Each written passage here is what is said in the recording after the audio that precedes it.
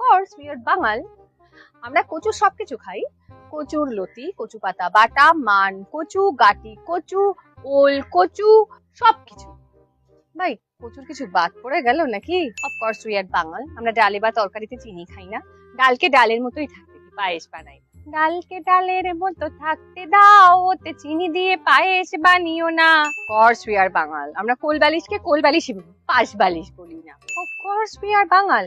কেউ মারা গেলে শ্রাদ্ধানুষ্ঠানের পরে আমিষ খাওয়ার যে অনুষ্ঠান, সেটাকে আমরা নিয়ম ভঙ্গ বলি না, মৎস্যমুখী বলি।